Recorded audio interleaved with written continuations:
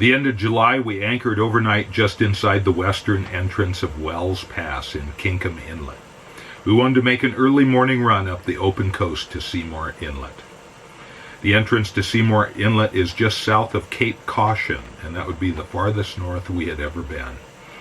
We had crept into Kinkham Inlet 2 days before in heavy fog, soft, white, insistent fog that shut out all our known world. Our once friendly trees were now menacing shadows that would drift suddenly into sight, hesitate for a moment, then swiftly turn and flee away. Instead of clear green sea with its colorful inhabited shallows, there was a misty void over which we silently moved. Everything took on the unreal silence of a spirit world. Voices that were thrown with more than usual force were caught and divided and muted, reaching us like soft echoes. We were in the world of the little brown dog, and there was no way out. Remember, this is the 20s and 30s, so no radio navigation, no cellular phones, no apps to guide us. Northward we slowly faltered, content if we sometimes saw the ghosts of trees to show us that we had not gone too far west and strayed out into the open Pacific.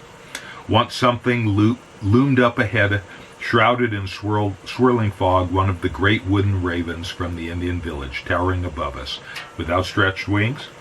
We cowered miserably below him as I swung the wheel to avoid him. Did he want the bracelets back, or what? He could have been. He could have them, anything.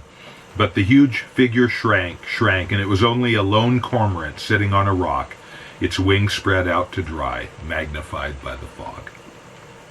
Peter had made his own compass, the carving knife suspended on a string. "Too far to port," he would sing out, "too far to port." Every once in a while, the knife would swing a full 90 degrees each way. He put that down to something he called searching. Jan was watching the chart just in case we saw anything to identify. I couldn't take my eyes off our immediate bow and its perils. "Everybody's doing something but me," said John, disconsolately. "What can I do?" "You could sound for echoes," I said, explaining how the captains of the coast ships in fog blow the whistle in narrow passes or inlets. By counting the number of seconds that it takes a blast to reach the cliff and come back, they can work out the distance they are from the cliff. Radar sounds so dull after that. I took my precious whistle out of my pocket and looped it around John's neck. "It must be a big blast," I explained, "or it won't bounce back properly." He gathered up all the breath he had in his body, and a mighty blast fared forth into the void. We were all poised to count the seconds, but we had hardly started before back it bounced. I was shattered. I hastily kicked the engine into neutral, for it bounced from dead ahead. I told John to blow again. Again he threw it out, shrill and piercing, and again it hit and bounced back, undoubtedly from straight ahead. We inched our way towards it, now ahead, now neutral. I estimated it as perhaps 50 feet. I hung out on one side, Jan on the other. I glanced at the compass to check our direction. We simply must find out where we were and hole up in some place for the night. This fog was not likely to clear unless the wind came up. Jan and I both shouted at the same instant. I stamped the engine into reverse to kill her way. There, 10 feet ahead, a straight wall of rock rose out of the sea. I stepped out on the afterdeck to get a better look. "It's all above us, too," called Jan from the forward deck. It was. It rose straight up out of sight. It was the sea pigeons that gave us the clue. "It's full of birds," cried Peter. Sea pigeons," called Jan. "And cormorants," added John. "One cormorant," corrected Peter. The fog thinned for a moment, and high up on the cliff we could see ledges and holes in the rocks. Agitated sea pigeons and the odd cormorant were poking their heads out of the holes, or teetering on the ledges, peering below at the danger that had suddenly loomed up out of the fog. "Why, it's Deep Sea Bluff!" I practically shouted. I hadn't realized we were so far north. The fog changed its mind and closed in again, blotting out the ledges and the holes. But we had seen the sea pigeons. It was all we needed. We were just outside Simoom Sound, which is at the entrance to Kinkham Inlet proper. In Simoom, which means place of the winds, There was a logging camp that had been there for 25 years. We knew the people who owned it and had tied up there several times before. I got out the chart and worked out the direction from Deep Sea Bluff to the entrance to Simoom. "Hit on the nose," commented Peter, rolling up his knife and string compass as the floats and houses loomed up out of the fog. As it was quite usual on the coast, this small logging community was built on a series of huge log rafts, planked over like wharf floats and connected with gangways. There were comfortable houses for the married men, bunkhouses for the bachelors, cookhouse, workshop, and storehouse. Also bathhouse with stove and boiler and hot showers. And a school. If they didn't have enough children of their own to rate a government teacher, they would board other isolated children for the school year. The teacher came and lived on the rafts with the owner's family. 2 small children dressed in life preservers ran out and stared at us. Then the owner's wife came down to greet us, scold us for wandering around in the fog, and ask us out for supper and offer us the use of the bathhouse and wash tubs. We accepted everything. Then we tied a life belt on John and wandered around the floats to admire all the flowers growing in tubs or window boxes, to look at the hens and baby chicks in wire enclosures on one of the floats. In the evening, when they heard our plans, the loggers told us that there was a deep water passage inside the reefs and kelp as far up as Blunden Harbor, if not farther. They said that the Indians from up there seemed to use it all the time, with their gas boats as well as their dugouts. Our charts showed nothing. They never do when they are used only by Indian dugouts or us. "Watch the weather, though," the logger said. "You don't want to get caught in there with a gas boat if it blows." The fog was still thick the next morning, so we stayed over and took advantage of the bathhouse and washed ourselves and our clothes. The fog cleared in the afternoon, and we said goodbye and ran over to Wells Pass, anchoring behind an island just inside. That must have been the island where Captain Vancouver anchored the Discovery and the Chatham before he went farther north. Both ships went aground in Queen Charlotte Sound the next day. I awoke at about 4:30 and poked my head out of the curtain. The deck was wet with dew, which would mean a fine day. Isn't that interesting? A mother merganser with her brood suddenly caught sight of me. In horror, she turned and fled, her crests streaming out behind her like red hair, her brood paddling desperately after her on the surface as though it were sand or snow. A kingfisher started shouting at another one to keep off his territory, or he'd split him in two. It was time to get up. Jan in the bow bunk was still asleep. I would leave her for a while. We would have breakfast later when we got near Blunden Harbor. Young Peter was scrambling into his clothes. He loved to be mate when no one else was around. I started the engine, pulled up the anchor, and nosed out into the Pacific. It was almost high tide now. It ebbed north here, and we would have the tide with us most of the morning. We kept the main shore in sight. Over to the southwest, where we should have been able to see the north end of Vancouver Island, it was misty and we could see nothing. The sea was perfectly calm, not a ripple, but when we rounded the last cape at the outer north point of Wells Pass, we struck our first Pacific swells. They were wide apart and perfectly gentle, but up we gradually rose and down we gradually sank. Up again, down again. A wondering head poked up through the hatchway and made descriptive motions with his hands. "Where are we?" demanded John from his bunk. "Why is the sea so funny?" "It isn't the sea," explained Peter loftily. "It's the ocean. It's been doing it for ages." The swells had an entirely different feel about them than the waves. Not dangerous exactly, but relentless, and all the way from China kind of feeling about them. Whatever the sea was doing, I felt that I should like to locate that inner passage as soon as possible. There were cliffs at the moment, so it probably started farther along. I didn't care for the unexpected breaking and spouting of the breakers on a calm surface, breaking on something we couldn't see, like a big rock. We rounded another cape with a great mass of kelp off it. Then I made out a line of kelp extending along the coast as far as the eye could see. From where we were, it looked much too narrow to be the Indian Passage. John went up on the bow, and I worked in closer. It began to look wider, and there was evidently a reef underneath, or alongside the kelp. Then we came to a gap with no kelp and evidently no reef, nothing that would bother us anyway. We slipped through on top of a swell, and here certainly was the Indian Channel. It seemed deep right up to the shore and about 30 feet wide. What low water would show, we couldn't tell. There might be no room for the boat at all. The Indians might only use it at high tide. At least the wide kelp bed broke up the swell and none was breaking on the shore.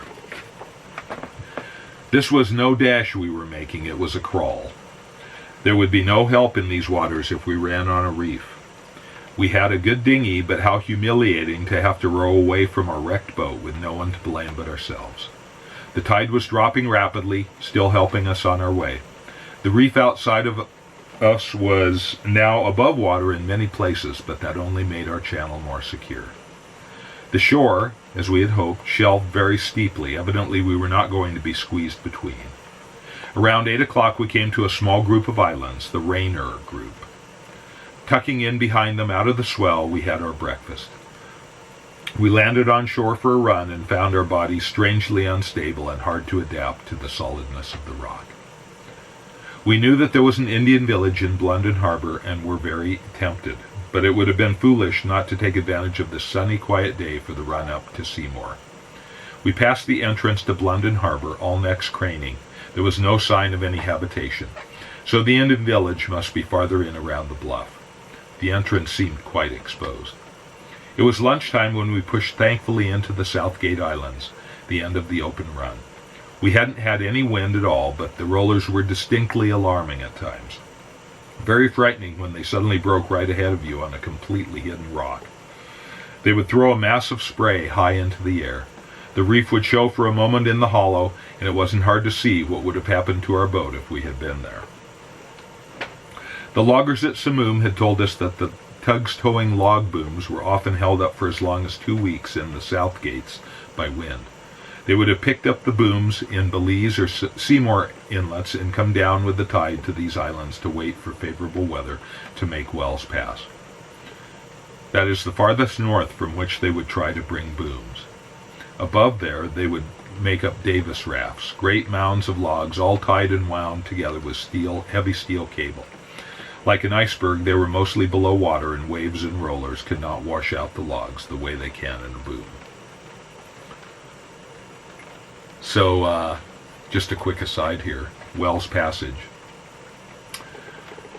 So I was coming south from Bella Bella in 2014, and the weather was predicted to get kind of snotty. And Cape Caution is 40 miles of open ocean, totally open ocean. She was right, it's all the way from China. And some of the largest waves ever recorded, over 100 feet high, are at the north end of Vancouver Island, because all these currents sort of collide, and then these big winds come in, and the ocean currents, and they create these huge waves. So it's nothing to be casual about. So I was by myself, and I explored from Bella Bella. I had left the potlatch when it was over, and then came down a narrow, winding little passage filled with rocks, and then wound my way south. And you can get the weather, and I have modern navigation aids, but I just didn't want to be caught in anything really big. So, and I kind of wanted to explore a little bit too. So I ducked in, and the waves were starting to get really big. Just north of Cape Caution, if you continued on up that inlet, you'd go to Rivers Inlet and Owikino Lake, where Clayton Mack had his sea monster experience. So I ducked into a little inlet that looked really protected, and I have all kinds of books here that, best anchorages in the inside passage, and there's all kinds of knowledge in print. And so that little inlet was just delightful. Mud bottom in about 20 feet. Totally protected, and it blew for 3 days, and it blew hard out around Cape Caution. So I was really glad to be snuggled in. I just slept a lot. I read a lot, ate quite a bit, just on the hook. You know, it was delightful. Then when I came out, it was a little rough heading around Cape Caution, but then it just smoothed right out by the Rainer group and the Southgate group of islands that she's talking about here. And then I got to Wells Pass, and the engine stopped. Oops. So, oh my gosh, I was out of fuel. So, I mean, it makes me feel so foolish. But the fuel gauge is underneath the quarter berth, which was filled with all kinds of canoe stuff and food and everything. And I had filled as much as I could on the way up at Port Hardy, and I thought the tank was pretty full. And it was not. So part of the mischief is the vent for the fuel tank is plugged from corrosion. And so I need to, but to fix that, I have to drill a hole in the side of the cockpit and put a plate in there, an access plate, and then replace the vent. So I haven't done that yet. I have all the pieces. But what happens is that when you're filling the fuel tank, because it doesn't have a vent, it just bubbles up, and diesel fuel can be really foamy. And it was. And so I didn't put nearly as much fuel in as I thought I did. So, good lesson there. And, yeah, and then I ran into fog. Oh, God, I mean, these stories go on and on, so forget about that. The circle of the South Gates, completely protected and enclosed water, and made perfect booming ground, and it was deep right up to the steep sandstone shores. Cables tied around trees were lying across the slopes, ready for the booms that would come. The names of various tugs and the dates were painted in red or white on the low cliffs. Under some of the shallow caves and overhanging ledges in the sandstone, we found oil paintings on wood of various tugs. Amateurish, but some of them quite good. 2 weeks is a long time to wait for wind to go down. 3 days was plenty. The tide was very, very low now, and we fooled around in the shallows looking for abalones. I can never quite bring myself to the point of eating an abalone. These virile animals, which the Norwegian fishermen tell us should be beaten with a stick before cooking, probably taste like beefsteak with a fishy flavor. If you've ever had abalone, it's really good. Then calls from the children to come and see. Up on a dry, grassy point, they had found dozens of the abalone shells of all sizes, cleaned out by the seagulls. They nested them together in high stacks. Trading was brisk. Then the air was filled with their unspoken longings. I ignored it, swirling around me, bearing about my head. Then I gave in. All right, I said, but down the bilge. If I allowed everything they found on board, there would be no room for us. We had a swim off the smooth rocks, lay in the sun to get warm and dry, then started up the engine and wandered on up to Allison Harbor. We had been told that we might get gas there, and somebody else said he thought there was a store. There was neither. There was a float and a cabin up on the bank. From the sign nailed up on the wall, it was evidently where the fishing inspector for the district lived. His boat, a heavily built 40-footer with a high bow, was tied up at one end of the float. He came out on deck when he heard us, then came over and sat on the wharf with us. When we said we were going into Seymour, he told us that he had spent most of the last night caught in the Naquacto Rapids at the narrow entrance. He explained that you are only supposed to go through at slack water, and the slack lasts only 6 minutes. It's certainly true. I mean, I've read all about this. I've never been up there, though. He had been 20 minutes late, but thought he could still make it as the tide would be with him. He had barely got started before he knew he should never have tried it. The current caught his stern and swung him round and rushed his boat against the shelving cliff. That was the end of his propeller. For the rest of the night, the rapids that run 16 knots had played with him. They would rush him along in a back current, swing him out into the through current, then rush him sideways. Then his bow would hit with a splintering crash against the cliff, and the back current would catch him again. Again and again he hit the cliff, and as the tide fell and the contour of the cliff changed, each time he hit in a different part of the stern or bow. Soon he had to pump steadily, 3 hours of it, as she began to take water. This would have been a wood boat. Then, just before slack, when the strength of the current let up and the back currents were not so fierce, Naquacto Rapids had let go of him. He drifted out of the narrow entrance into Schooner Passage, got out his dinghy, and towed his boat, with a dinghy, into a cove just round the point to the south, a little bay with a shelving beach and an empty Indian shack. He had beached the boat, bow first, which was where the worst damage was, to keep her from sinking, made a hot drink, and fallen into his bunk. He hadn't wakened until the sun was high. A fish boat had come through Schooner Passage, and he had hailed him. They had patched up the bow a bit, and the fellow had towed him back to Allison Harbor. Now that's an advantage of a wood boat, I guess. He showed us the splintered bow, a major job to be repaired. The stern was almost as bad, not to mention the propeller. Plainly, he himself was badly shaken. He strongly advised us to keep away from the place. Finally, he suggested that we spend the night at his wharf and go up the next morning to the little cove with the shelving beach and the Indian shack. There, if we climbed the steep mound to the side of the shack, we could overlook the rapids. We could watch for a while and see what we would be up against. Then we could go through the flood at lunchtime. You'll see the little island in the middle that splits the flood tide in two with its pointed bow. A great wave to either side. The fellows tell me if you stay on it for a tide, the whole rock shakes and trembles with the force of the waters. Turret rock, they call it. But don't forget, slack only lasts 6 minutes, he warned. The next morning found us lying on top of the high mound above the rapids, watching that fearsome roaring hull in action. Turret Rock was not breasting the current, but bracing itself against it on its tail. It was hard to tell whether our mound was trembling, or the island was trembling, or if it was just the motion of the rushing water. Probably the air was in motion from so much turbulence.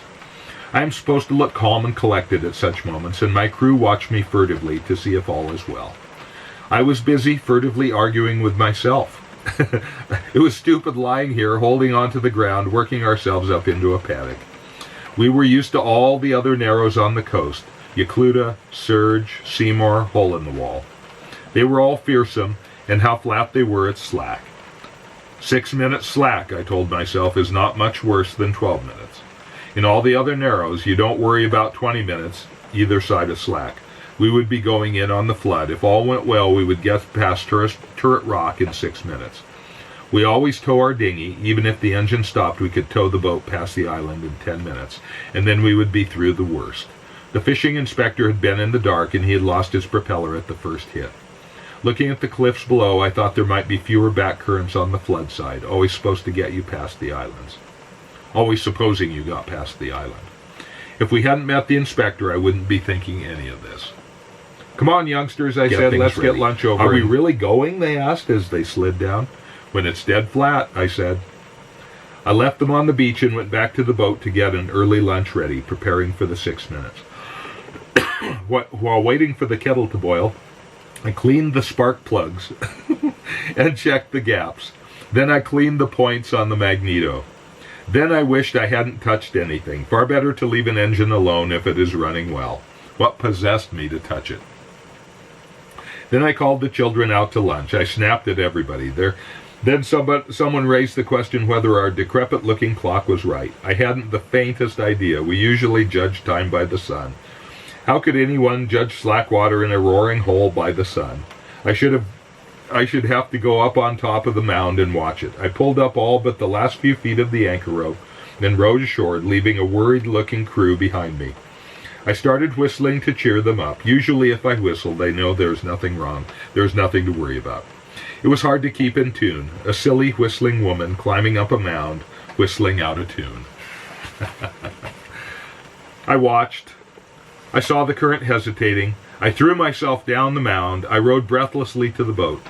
I tossed the painter to somebody and told them to tie her close. I pulled up the crank. The engine started first pull.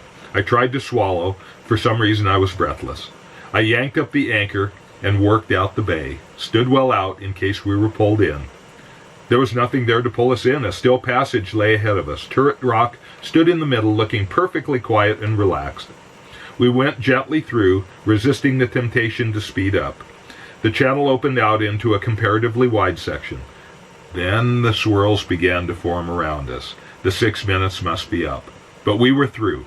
I only speeded up because I didn't know where those treacherous back currents might start. How stupid it all had been.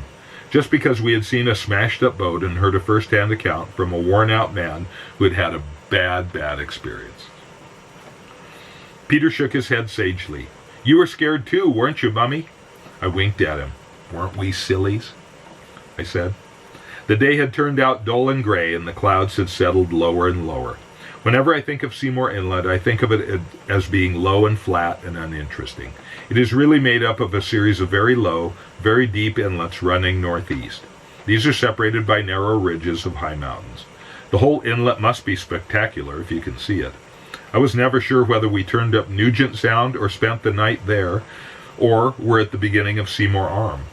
The first is a blind arm that runs in about 11 miles, while Seymour runs in for 25 miles, and ends at a river on which the winter village of the Wawaddle Indians.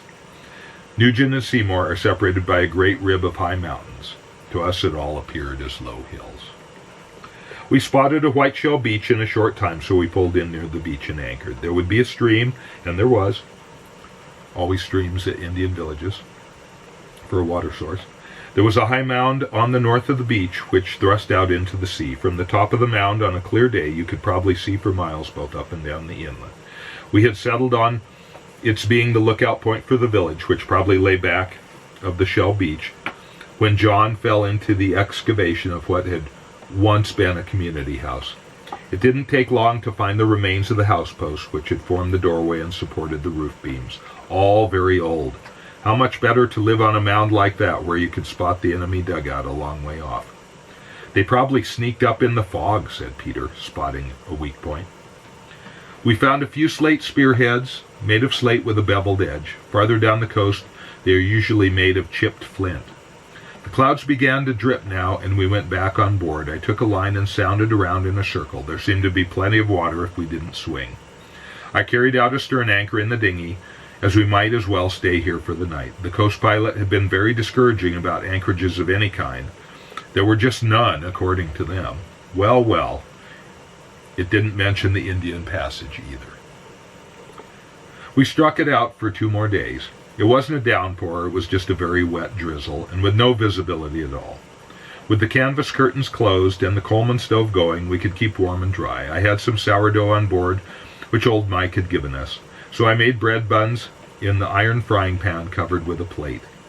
Then we made a pail of baked beans. Usually we bury the pail in the ashes of our bonfire at night, leaving them there all night. The ones cooked quickly are not as good, but with the beans and the smell of the fresh bread, we were fairly drooling by the time they were ready to eat.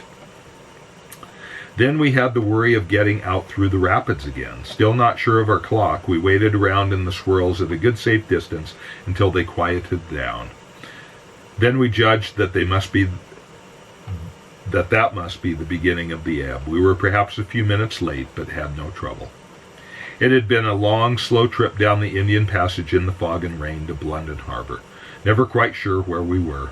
Always the possible wind to worry about. It would be very easy to miss the entrance. Then, in a kindly way that fog sometimes has, it lifted long enough for us to identify a headland in the Raynor group. A few minutes later, we slipped inside the entrance to London Harbor. The chart showed a store and a post office. We worked our way across to where it was marked on the right of the entrance. A half-sunken float came out of the fog. We tied up to the least sunk end of it. Above the bank was a long, low building marked store and post office, but the room was caved in, and a rotting veranda sagged off one end of the building. The chart was plainly a little out of date. After lunch, we piled into the dinghy and, in a dreary drizzle, started off in search of the Indian village. We found it after some time tucked away behind some islands on the north end of the harbor. It looked very small and very dreary. I diffidently shook the rain from my wet shoulders and followed the youngsters up the steep hewn steps that led to the village platform. 2 community houses stood side by side with heavily barred doors and padlocks.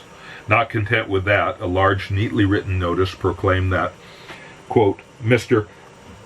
Potladakami George, this chief of this Naguakduk people, it is get away, $265.50. The fine. We were plainly not welcome, but we ignored Mr.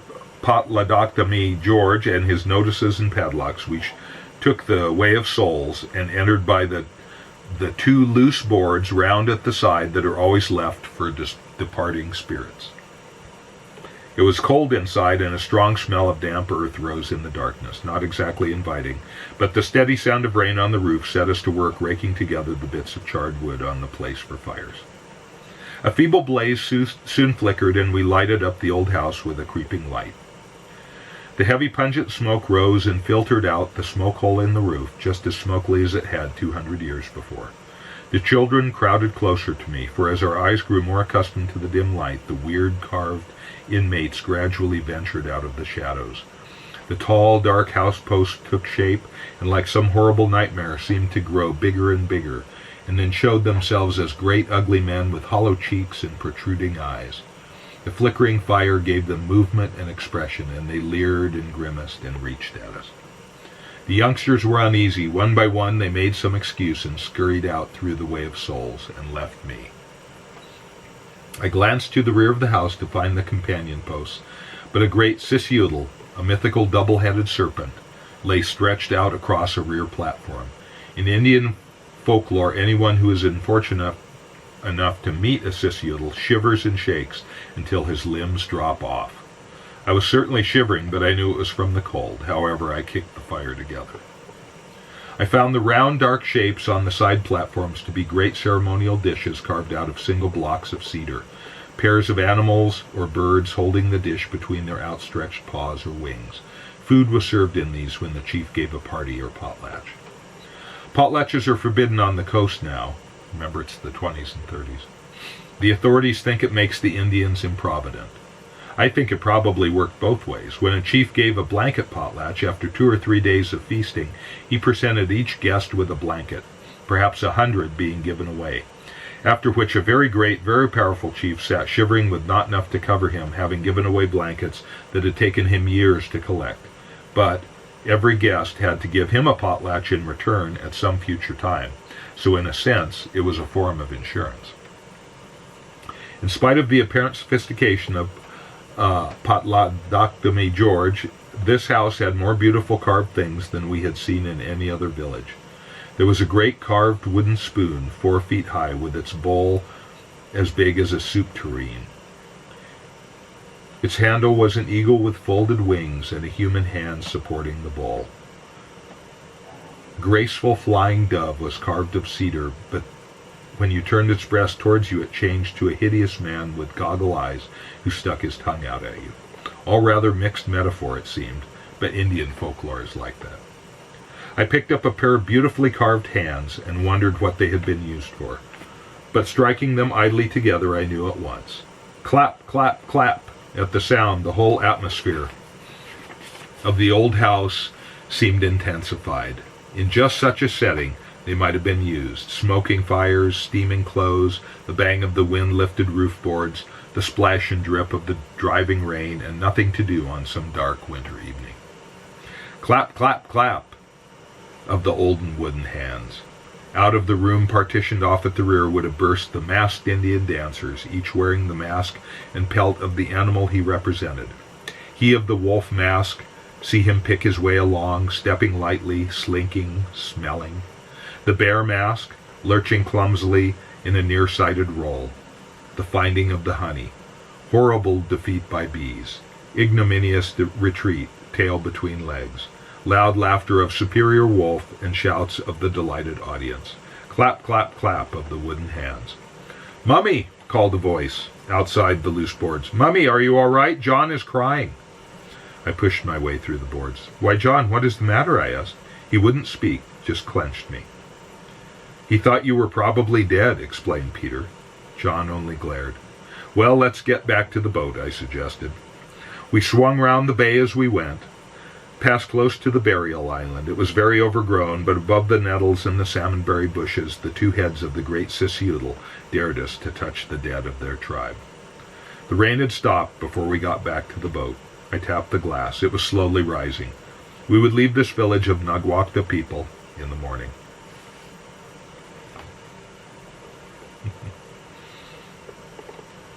Wow. Ah, yes.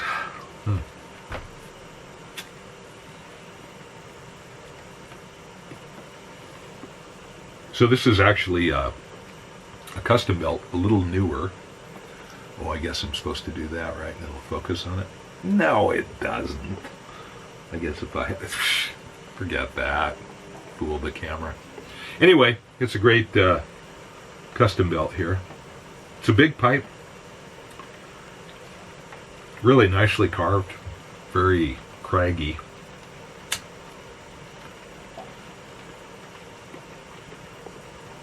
But it is a custom built and not a custom dash built, so it's a later generation.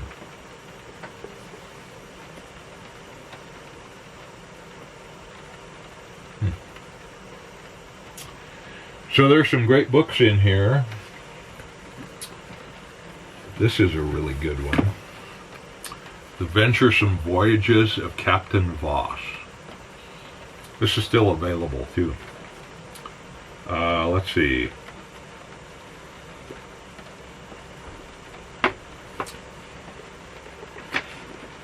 Oh my God. I will have to read the introduction, I suppose. Anyway, this John Voss bought the Tillicum, which he named, a 38-foot converted dugout canoe, like we take on the canoe journeys, in Victoria. Kind of patched it up. And remember, it's carved from a single log, the way it was described in The Curve of Time. He decked it over, and he put 3 masts on it, and he sailed it around the world in 1907, and a few years after that.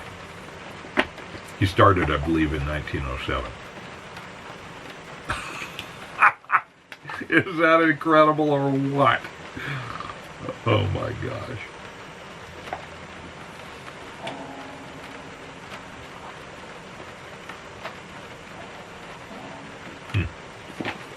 So, there is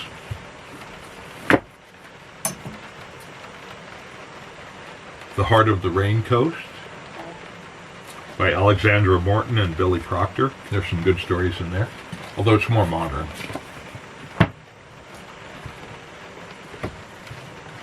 There is Smoke from Their Fires, The Life of a Quagulth Chief.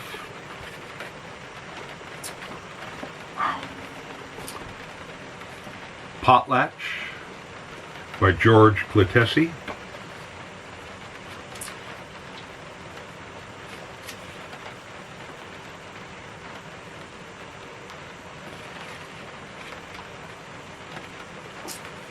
Also about the early days, potlatching and traditions on the Northwest Coast.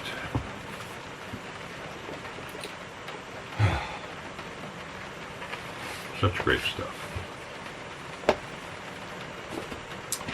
And then we have some more Shamanic Odyssey. Wow. It's great stuff. It's great stuff.